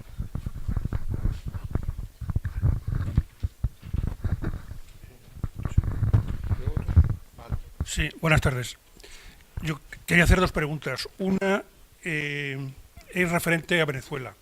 La información que recibimos aquí, a través de los medios de comunicación, pues, en fin, a todos se nos escapa, que no se nos escapa, mejor dicho, que está bastante manejada, está bastante controlada. La izquierda gobernante, hace no mucho tiempo, fue la primera en legalizar o dar por bueno el nuevo presidente de la República, Guaidó. Realmente, a los que nos sentimos de izquierdas, nos llega poca información de la que realmente pueda ser veraz en Venezuela, y desde luego muy lejana, y hilo con lo que decía el primer interviniente, con la crítica que la izquierda hace de sí misma respecto de lo que está pasando en este caso en Latinoamérica. ¿Ha hecho algo, se ha alejado en algo Maduro de los postulados revolucionarios iniciales de Chávez, que no hayan sido directamente relacionados o informados, por lo que decía el profesor Reimann, de la influencia americana? Y segunda pregunta, hilando con lo que ha dicho el compañero de los procesos migratorios que están ocurriendo hacia Estados Unidos. Las bandas que, por lo que oímos, campean libremente por Honduras, Guatemala, ¿tienen algo que ver con todos estos procesos involucionistas o es un fenómeno completamente aparte? Gracias. Muy buenas noches. Mi pregunta está dirigida hacia el papel que creen puede jugar México de cara a esta ofensiva neoliberal. ¿Creen que México puede marcar un escenario de defensa? Ha sido particularmente importante en la región la postura que ha tomado frente al tema de Venezuela. ¿Qué papel puede desempeñar México? Y, en segundo lugar, ¿qué papel juegan los mecanismos de integración regional en esta ofensiva liberal? En particular la OEA, el impulso que se le está dando a la Alianza del Pacífico y hace poco la desarticulación por completo de la UNASUR anunciada por Lenín Moreno hace unos días. Bien, pues pasamos ahora a la respuesta de la mesa por el orden inverso al de las intervenciones iniciales, si os parece. Vale, pues adelante, Morín. Sí.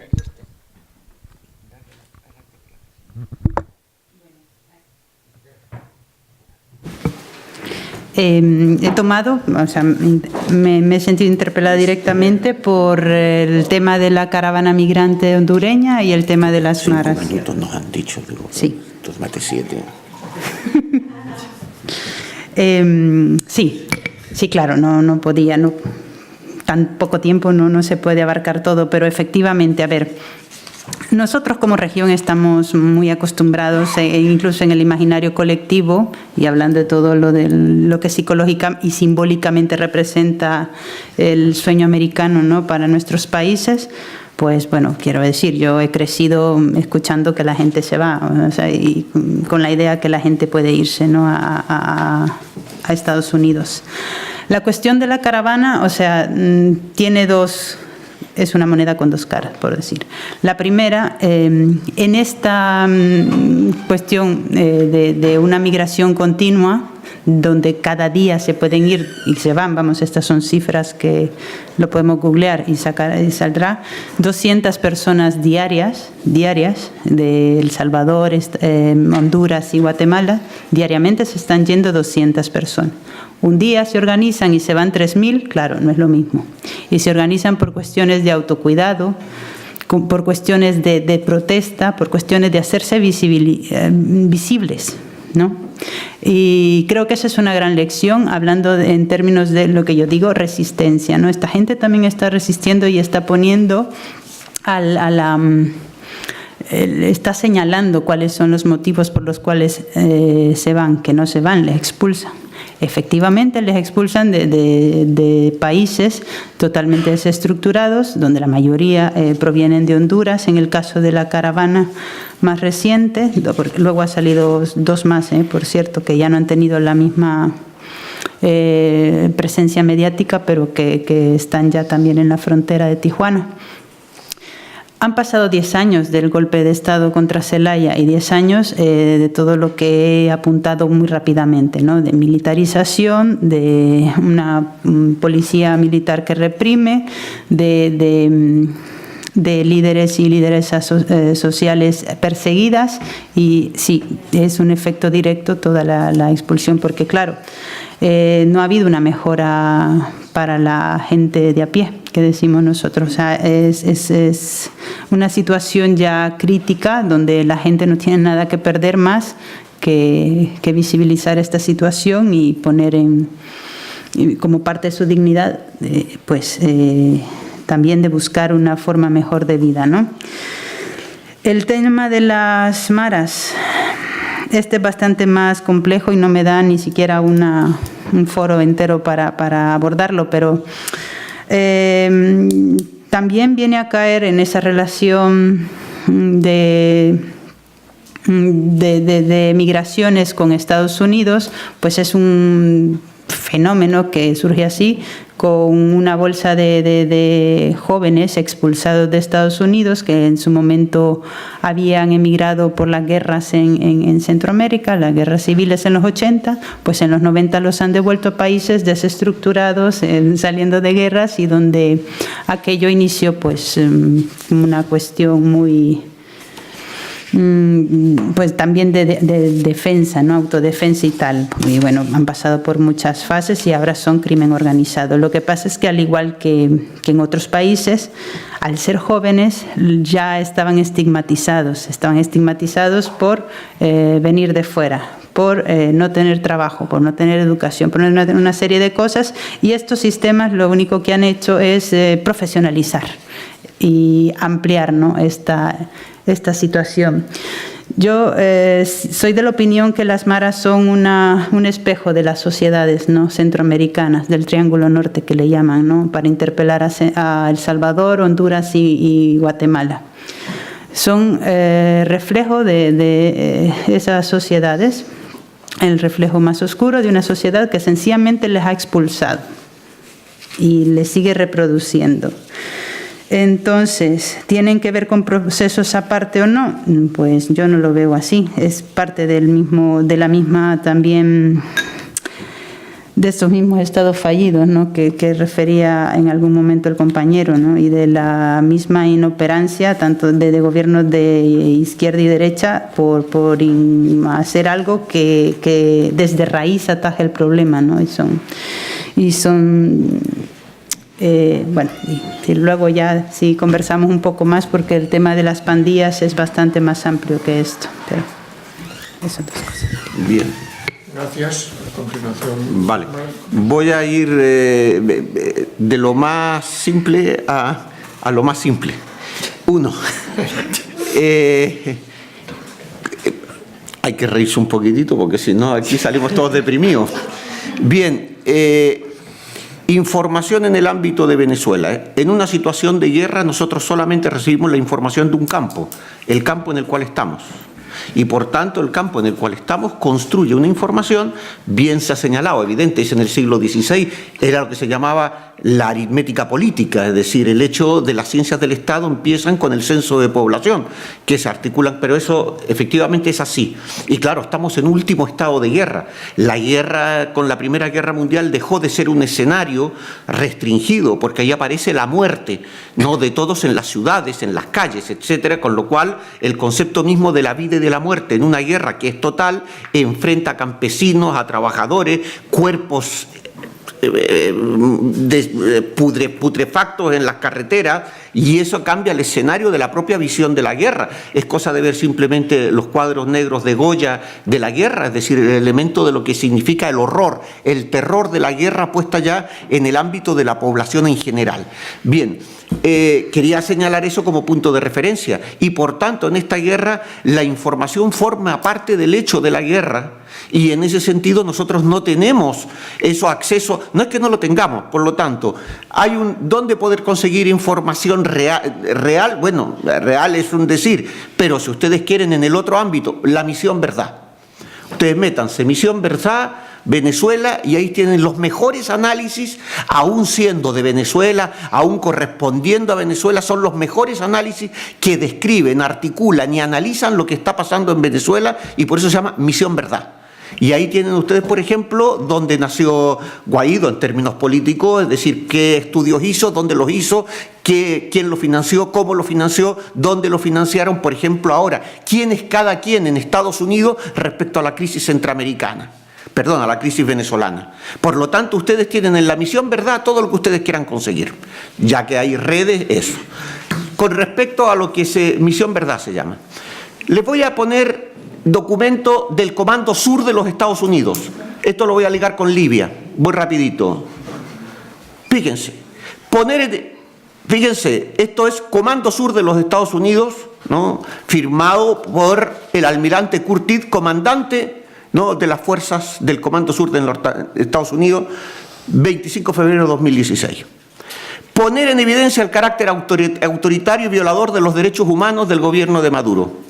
Empleo del mecanismo de la orden ejecutiva como parte de una estrategia que puede justificar el desarrollo de nuestra política, teniendo como justificativo legal la Constitución y las leyes de los Estados Unidos de América, incluida la Ley Internacional de Poderes Económicos y de Emergencia, por las siglas en inglés, la Ley de Emergencia Nacional, por sus siglas en inglés, la Ley de Defensa de Derechos Humanos y de la Sociedad Civil de Venezuela, la Defensa de los Derechos Humanos, la nacionalidad, el Código del Título 3 de los Estados Unidos. Fíjense, aislamiento, esto es la táctica, aislamiento internacional y descalificación como sistema democrático, es decir, ellos mismos lo dicen, y descalificación como sistema democrático, ya que no respeta la autonomía y la separación de poderes. Generación de un clima propicio a la aplicación de la Carta Democrática de la OEA. Colocar en la agenda la premisa de crisis humanitaria que permita una intervención con apoyo de organismos multilaterales, incluyendo la ONU. Estoy citando un documento oficial de los Estados Unidos. O sea, esto ya... Y a partir de ahí veamos, es decir, ¿qué es lo que hay? Por lo tanto, es evidente, los Estados Unidos han realizado estrategias que tienen que ver con Libia. En Libia se cayó en un hecho. Yo no estoy discutiendo si Gaddafi sí, Gaddafi no, esto es como la guerra de Irak, si era o no era. Ese maniqueísmo no. Pero fue la primera ocasión donde se dijo que se tenía que crear un camino humanitario que permitiera la entrada de alimentos en función de la posibilidad de eliminar aquellos factores que había. ¿Cuál fue el criterio? No, ese camino humanitario se transformó en el bombardeo por parte de los países aliados para destruir Libia. Bien, Rusia y China tomaron carta de lo que era, porque habían aprobado en su momento, dijeron sí, un corredor humanitario. Claro, cuando llegó Venezuela dijeron, oiga, nos las meten una vez, pero no dos. Es decir, aquí no, porque no hay crisis humanitaria, ni se plantea eso. Por lo tanto, Libia tiene la contraparte de la experiencia de que por Venezuela no se pasa. Cuarto elemento, México, es evidente, es cosa de ver simplemente las declaraciones de Pedro Sánchez, ¿no?, y AMLO. O sea, Andrés Manuel López Obrador, cuando fue a visitar México, le dijo, mire señor, por favor, nosotros tenemos la doctrina Estrada y haga usted el favor de respetar, ¿no?, al gobierno legítimo de Venezuela, que es el gobierno de Maduro, ¿no? Y el otro quedó mirando y dice, ¿cómo? Sí, si no hubiese ganado AMLO, evidentemente hoy la situación del Grupo de Lima sería absolutamente distinta. Y es muy probable, ¿no?, que ya hubiésemos sufrido una invasión. Respecto a Estados Unidos, y concluyo, es decir, las guerras de baja intensidad. Estados Unidos ha ido cambiando la estrategia con respecto a América Latina. El documento de Santa Fe, no el 1 y el 2, el 4 y el 5, y el 2 señalaba, miren, el peligro en América Latina no son los gobiernos formales que ganan cada 4 o 6 años, sino las instituciones reales de quienes están ahí. Y por tanto, lo que hay que hacer es destruir el ámbito institucional para que nosotros podamos tener el control absoluto de los países.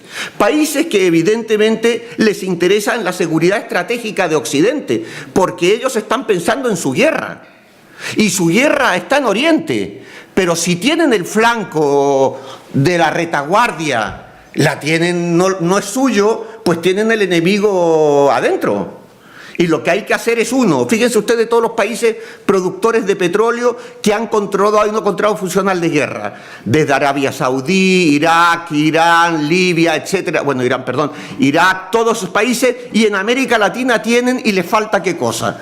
Pues le falta evidentemente Venezuela y Bolivia, que tiene gas y tiene petróleo. Con lo cual es evidente que la situación es en ese ámbito.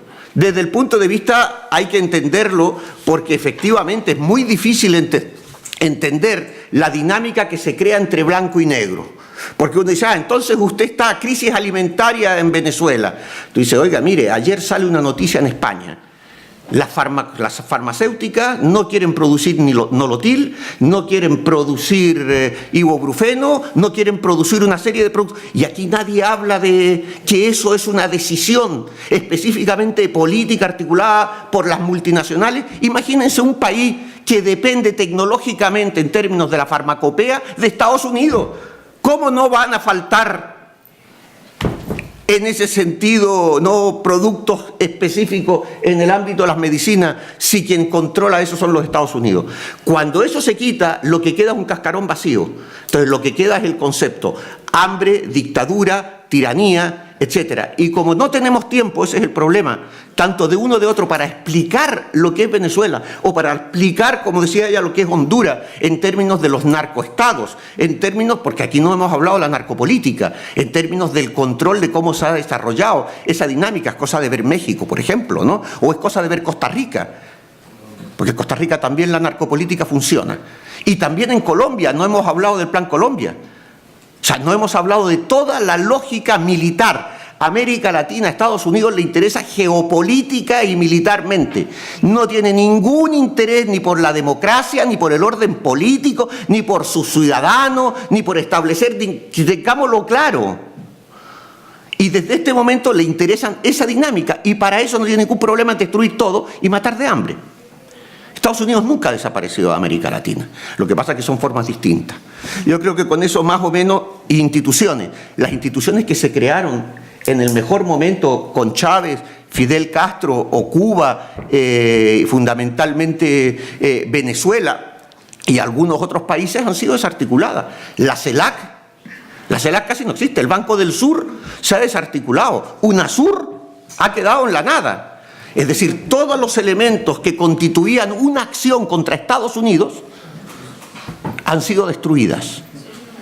Telesur, etcétera, es decir, están siendo atacadas. ¿Por qué? Porque estamos en una guerra total.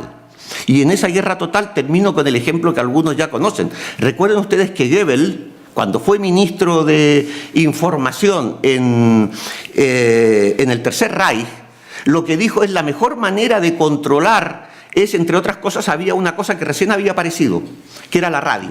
Pero las radios Telefunken costaban 500 marcos y por tanto solamente lo podían tener una minoría.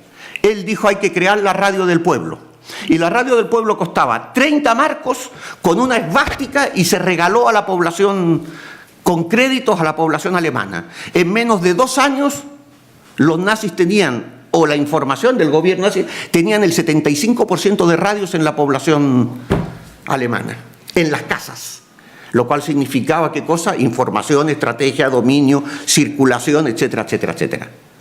Ese es el criterio. Hoy dominan las redes, hoy controlan. Pensemos por qué Google y Amazon o Google es gratis. O sea, porque tienen un sistema de control de la información en ese ámbito. Y es obvio, la guerra la están ganando en ese ámbito. Bien. Gracias, Marcos. Lola. Bueno, respondiendo a los medios y América Latina y por qué nos interesan más por América Latina, concretamente nuestros medios de aquí. Yo creo que eso fue una moda cuando la situación en América Latina estaba en transición, las dictaduras se terminaban, había guerras civiles, entonces había bastante programas muy específicos y todo eso. ¿Por qué acabó? Bueno, también aquí la gente empezó a preocuparse de otras cosas, el ingreso a Europa, somos europeos, ¿qué pasa en Europa? Eso descuidó un poco el seguimiento de América Latina. También en América Latina la situación se fue normalizando de algún modo y entrando en vías de democratización. Pero yo creo que el principal problema para que no tengamos un seguimiento, que yo creo que es cierto que no hay un seguimiento suficiente, ni intensivo, ni en calidad ni en cantidad, es que creemos que conocemos lo que pasa en Latinoamérica. Y eso es un gran obstáculo, porque eso uno. Otro pasa un poco lo de Estados Unidos y otros países, ¿no? Bueno, ahí ya está la cosa tranquilizada, salvo situaciones como la que se dan ahora con Venezuela y tal.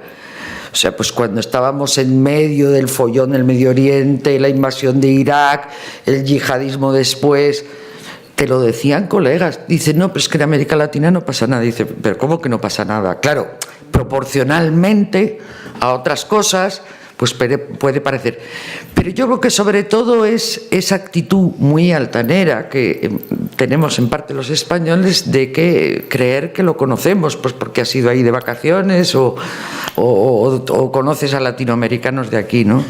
Y es un gran obstáculo. Incluso en los medios sigue habiendo inercias como que, aunque haya seguimiento de América Latina, se siguen los países de habla hispana. O sea, Brasil durante mucho tiempo no existió o empezó a existir cuando llegó Lula, lo cual también es un poco alucinante, solo porque hablan portugués. O el Caribe directamente no existe. No seguimos prácticamente nada de lo que pasa, salvo que en Haití se derrumbe más todavía. Entonces es así de crudo, pero eso tiene que ver con cómo son también nuestras instituciones, nuestra ciudadanía. Por ejemplo, en las universidades existían cátedras específicas de América Latina, prácticamente en los 80 se crearon, hoy algunas de esas ya no existen en algunas universidades. Y tampoco, claro, lo que te dicen los jefes, pero es que de eso no hay demanda, o no le interesa a la gente. Claro, luego ya cuando se lo pones encima de la mesa, pues sí, pues efectivamente, aquí sí hay un interés. Pero así es la situación y yo creo que eso depende de que las ONG, la sociedad civil, las instituciones tengan más empeño, porque luego pues pasa la situación que está pasando en Venezuela y bueno, España tiene una gran experiencia de haber ayudado y mediado en situaciones conflictivas en muchos países latinoamericanos durante estas décadas. Pues todo eso parece que está como olvidado, ¿no? De repente ahí va. O en Argentina cuando fue la crisis, yo recuerdo, era Navidad y entonces yo decía, hay que estar pendiente, va a pasar algo, y dicen, no, ya lo retomaremos, total, en Argentina no pasa nada, pasó la crisis. Bueno, no justifica nada, pero lo explica. Estados Unidos y su interés. A ver, yo me refiero a que en las últimas 2 décadas Estados Unidos se ha volcado hacia otras partes. Es decir, si imagináis en los 80, la Contra recibía un dinero espectacular, tenía asesoramiento tal, lo había organizado Estados Unidos, estaba haciendo una guerra en un país minúsculo que es Nicaragua, que no tiene ni diamante ni petróleo. O sea, estaban asesorando al ejército salvadoreño con asesores directos y con mucho dinero. Estaban en Honduras también apoyándole. O sea, había una omnipresencia. Además, en algunos países de América del Sur todavía no habían terminado las dictaduras y ahí estaban también enredando. Panamá, la escuela donde se formaron muchos de los militares que luego fueron dictadores, hoy es un hotel. O sea, es que lo de ahora no tiene nada que ver con cómo era hace 20 o 30 años. Es decir, todo Panamá, todo el canal, más las tierras aledañas de uno y otro lado, eran propiedad norteamericana y todo eran instalaciones norteamericanas, la mayor parte militares. Hoy eso no existe. No quiero decir con eso que no tengan un seguimiento geoestratégico, que no tengan sus posiciones controladas. Hoy no necesitan tantas bases físicas en los sitios. Y desde luego una de las lecciones que sacaron de los 80 de su propia presión interna es que fue una sobredimensión lo dedicado a Centroamérica y que no se justificaba ni siquiera por esa doctrina de Santa Fe de evitar el contagio del comunismo. Esa es la lección que sacaron. Y de ahí que de repente en los 80 llega un Bush que encima viene de un estado del sur, que tiene vínculos familiares con América Latina, que habla español. Bueno, él no tanto, pero su hermano sí, casado con una colombiana, diciendo que va a retomar la agenda latinoamericana. 11 de septiembre y de repente todo es el Medio Oriente. Y América Latina no existe. América Latina no existe porque también la situación no es la que era. En Colombia se sigue invirtiendo y son 5.000 millones de dólares en los 90 con la cuestión de la lucha antidrogas, pero para Estados Unidos la atención se va a otro lado, al Medio Oriente. Llega Obama con todas y dice, bueno, hay que dejar de estar tan enredado en los eternos líos sin solución del Medio Oriente e irse al Pacífico, que es donde están nuestros garbanzos hoy. Y vuelca la atención al Pacífico y de hecho se arrastra a algunos países latinoamericanos en lo de la Alianza del Pacífico como socios. pero tampoco se plantea una tensión muy grande con el hecho de que Sudamérica, por entonces, sobre todo el Atlántico, tenía más relaciones con Europa que con Estados Unidos. O sea, Brasil, Argentina, Chile, ya comerciaban mucho más con nosotros que con Estados Unidos, pero ni eso era demasiado lío. O sea, se cambia el foco y los intereses norteamericanos se juegan en el Pacífico y empiezan a cambiar los parámetros para allá. No se terminan de salir de Oriente Medio porque no pueden. Y bueno, y entre medio, yo recuerdo una amiga mía, politóloga, no solo periodista de Estados Unidos, decir en medio del comienzo del siglo, por ahí por el 2006-2008, menos mal que existe Chávez para que en Washington alguien pregunte de América Latina. O sea, a esos niveles llegaron. Es decir, pero eso es contradictorio. O sea, por ratos en América Latina temen tanto que Estados Unidos se preocupe mucho de América Latina como que se desentienda del todo. Porque al final sí que hay una dependencia grande. O sea, si el presidente que llega en Estados Unidos suspende el Tratado de Libre Comercio con México, o sea, México se puede derrumbar porque el 80% de sus exportaciones van a Estados Unidos. Y entonces el primer interesado en arreglar eso fue Andrés Manuel López Obrador, para que cuando llegara a la presidencia eso no estuviera abierto, y participar en las negociaciones para restablecer el Tratado de Libre Comercio. O sea que así es la relación entre Estados Unidos y América Latina, un odio-amor continuo, ¿no? Donde los demócratas pueden jugar un papel, pero no siempre lo juegan, y donde hay temas como Cuba, que es un asunto doméstico de Estados Unidos. O sea, eso ya no, para ellos no se inscribe en la política hacia América Latina. Eso es parte de su política interna. Y en parte lo está empezando a ser Venezuela, como pasa también en España. En España aquí hablamos de los tiras y aflojas de la posición de cada partido sobre Venezuela, pero no tanto de lo que pasa en Venezuela. Gracias. A continuación, Roberto, y ya cerraremos.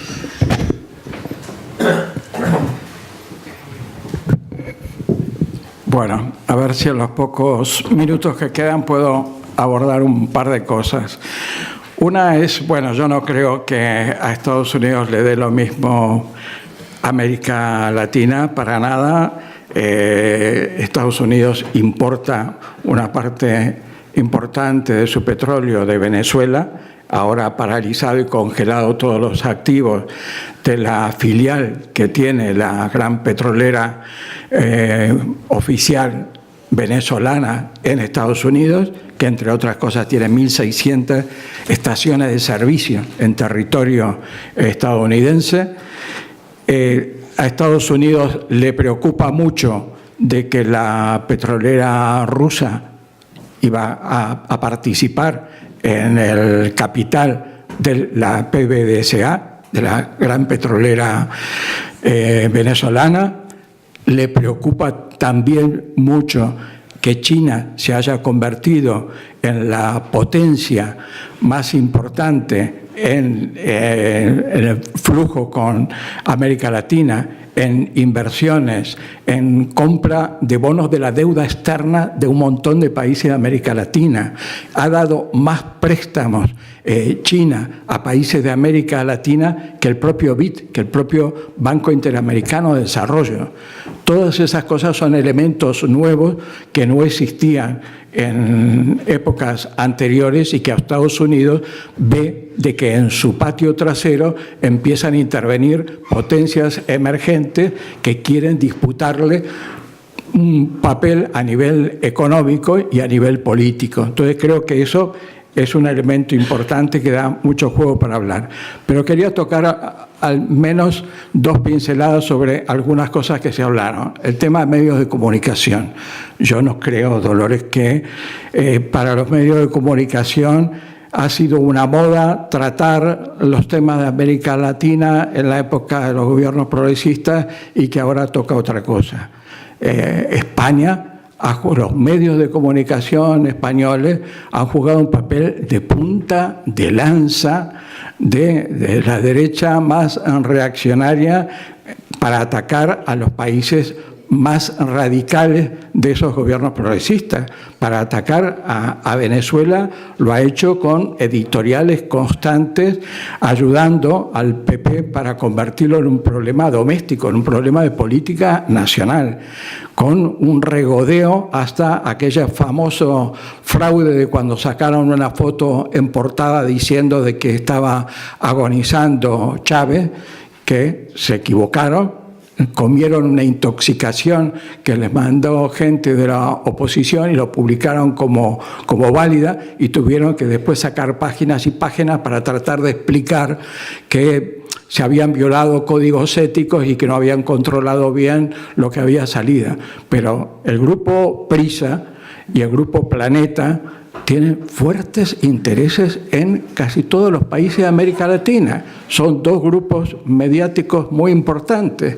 Entonces, es lógico que los grandes medios de comunicación escritos en nuestro país, que son grupos mediáticos poderosos como Prisa, que tiene radio, que tiene diarios regionales, que en América Latina tiene publicaciones propias, que tiene el grupo Santillana, su editorial, edita la mayoría de los libros de texto de casi todos los países de América Latina. Y cuando Chávez le dijo, hasta aquí llegan los acuerdos, conmigo no van a seguir los acuerdos con Santillana porque nos meten sus libros de texto, nosotros queremos tener nuestros propios grupos de texto, fue una de las épocas de hostigamiento mayor a Venezuela. Como hubo gran hostigamiento con el grupo Kirchner, cuando en su disputa con el poderoso grupo mediático argentino, Clarín, donde tiene participación el propio grupo Prisa. Es decir, hay muchas relaciones directas de los grandes grupos mediáticos españoles en América Latina y utilizan, por supuesto, estas plataformas, sus medios, sus radios, sus televisiones, para bombardear, machacar y hacer una política que por momentos es claramente propaganda de guerra. Es crear la agresividad suficiente como para que el público en general vea un enemigo claro al cual hay que derribar. Está totalmente estudiada esa estrategia. Yo trabajé muchos años en prensa escrita y he visto cómo se desarrollan. No va por modas de que una vez dice, ahora vamos a tratar de Sri Lanka. No, esas cosas van con una orientación clara, y que ahí el hecho de que la mayoría de las grandes multinacionales y la gran banca española sean accionistas de los principales diarios y que a su vez esas mismas empresas sean las que controlan la mayoría de los servicios públicos en América Latina, el gas, el agua, los seguros, la electricidad, una cantidad de elementos que controlan en casi todos los países de América Latina, os vais a encontrar con Telefónica, os vais a encontrar con Agua de Barcelona, con todas las grandes empresas de aquí están ahí, y con los grandes bancos. Entonces, claro que hay intereses muy, muy claros para dar la versión que se quiere dar sobre América Latina. Bueno, hay muchas otras cosas que quedaron sobre el tintero, sobre lo único que digo, de algunas de las preguntas que se hicieron, hay expectativas, hay alguna esperanza después de este panorama desolador. Bueno, yo creo que lo importante es que así como los movimientos sociales fueron los precedentes de los gobiernos progresistas que después llegaron al poder, yo creo que esto se va a repetir. Los movimientos sociales están hoy día en Argentina, en Brasil, en muchos países, están de nuevo protestando, movilizándose frente a los planes de ajuste. Por ejemplo, la Argentina Macri, que había asegurado que la inflación se resolvía en un pispás, después de 3 años de una inflación galopante, ha tenido que acudir al FMI para conseguir 57.000 millones de dólares, con lo cual hipoteca más el futuro del país. Y hay una contestación, una protesta callejera importantísima. Pero, desgraciadamente, se da una paradoja. Por primera vez, los grandes candidatos a las próximas elecciones de octubre en Argentina va a ser, por una parte, Macri, con todos estos antecedentes, con una situación de inestabilidad muy grande, con causas penales abiertas, porque él pertenece al grupo Macri en Argentina, es un grupo poderoso que se hizo rico durante la época de la dictadura militar y que siguió desarrollándose en obras públicas, etcétera, pero además acusado por sobornar a funcionarios del kirchnerismo para conseguir contratas públicas. Se entrecusan muchos las situaciones de soborno. Y por el otro lado, la otra candidata, Cristina Fernández de Kirchner, con una serie de causas judiciales, algunas que pueden haber sido infladas intencionadamente, pero otras parecen incontestables, de un volumen de corrupción alucinante, ¿no? Ese es otro de los temas que no hemos tocado prácticamente, que desgraciadamente muchos de los gobiernos progresistas de los que estamos hablando no lograron sacarse de encima la lacra de la corrupción, sino que reprodujeron también ellos la corrupción, y eso fue algo también que los distanció mucho de su electorado, ¿no? Pero, y como último, decir que uno de los movimientos sociales más prometedores en toda América Latina es el feminismo, el movimiento feminista que está muy potente en América Latina. Bueno, gracias a